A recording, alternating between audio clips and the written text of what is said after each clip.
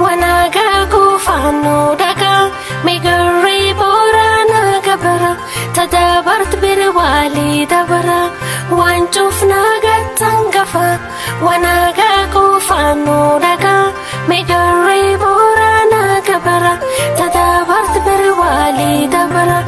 أدعك إني تقومي سلالا والانت فنريه لوني قالا مرة بسان اللي جفنو توقو لك ورانو المان أبتوقو أدعك إني تقومي سلالا والانت فنريه لوني قالا مرة بسان اللي جفنو توقو لك ورانو المان أبتوقو تدبرت يا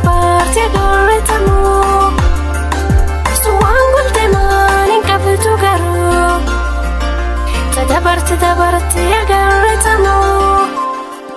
سوان قلت ما ننكبت قرو لك ولند بنا لك ولند بنا لك ولند بنا لك ولند بنا لك تدابرت قارا سوان قلت ما ننكبتو تدابرت قارا سوان قلت ما ننكبتو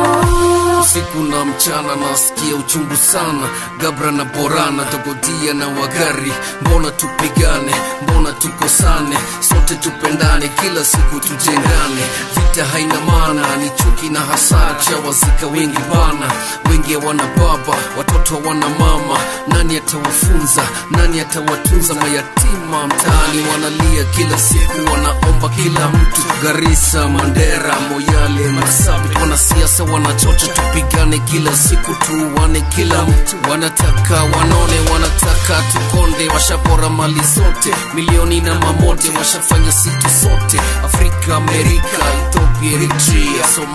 Somalia nisikize Somalia laka walinda bina laka walinda bina laka walinda bina laka walinda bina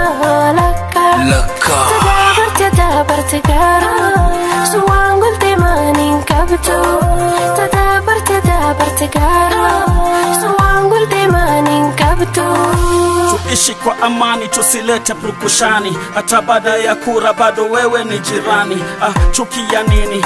vita vya nini kama wapenda vita pigana na umasikini miaka 10 imepita na bado kovu moyoni naomba tuepuke vita tuishini kwa amani mimi na wewe wewe na mimi tukiwa nguvu moja kiuchumi tafika mbali hao wanasiasa wanatucheza kama mpira na bado hatuna akili tunajifanya matahila sababu ya 200 jirani wampiga njora acha tu niseme haya mambo na nikera kura inarudi kila baada ya miaka 5 lakini hatuna budi ujirani ni maelewano usifanye kusudi ukavunja utengamano tufanye juhudi mapanga tuseme no laka walinda bina laka walinda bina laka walinda bina laka walinda bina laka تدابرت قارا سوان قلت ما ننكبتو